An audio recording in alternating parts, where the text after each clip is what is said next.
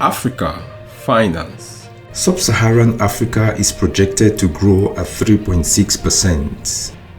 The World Bank's biannual publication on Africa has predicted a 3.6% growth for Sub-Saharan Africa in 2022. The publication, titled Africa's Pulse, analyzes the short-term economic prospects for the continent alongside current development challenges and special development topics. In the latest edition published in April, it shows that Africa's recovery from the COVID-19 pandemic has decelerated. Emerging threats from new coronavirus variants, inflation, disruption of the global supply chain, as well as the ongoing Russia-Ukraine conflict, among others, are factors responsible for the slowing recovery.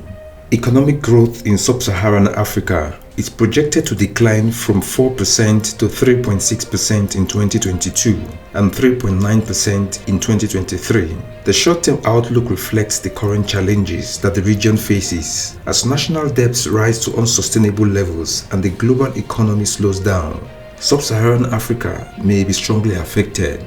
Of the region's three largest economies, South Africa is expected to see the largest decline by 2.8 percentage points in 2022, while higher oil prices are predicted to support Nigeria and Angola's growth momentum by 0.2 and 2.7 percentage points respectively. World Bank deeply concerned about debt distress in developing countries. The World Bank Group President David Malpass has expressed deep concern about the ongoing debt crisis in low-income countries. He stated that 60% of low-income countries are already experiencing debt distress. He made this statement yesterday at a pre-event media briefing of the World Bank IMF Spring Meeting 2022. Mr. Malpass is particularly concerned about the impact of overlapping economic crises on developing countries. He listed rising prices of food, energy, and the foreseeable hike in interest rates, among others, as major threats to economic growth in these countries. Although the global economy is jointly affected by the multi-layered challenges of the Russia-Ukraine conflict, the impact is, however, felt differently by countries. Mr. Malpass stated that food crises are bad for everyone, but they are devastating for the poorest and most vulnerable.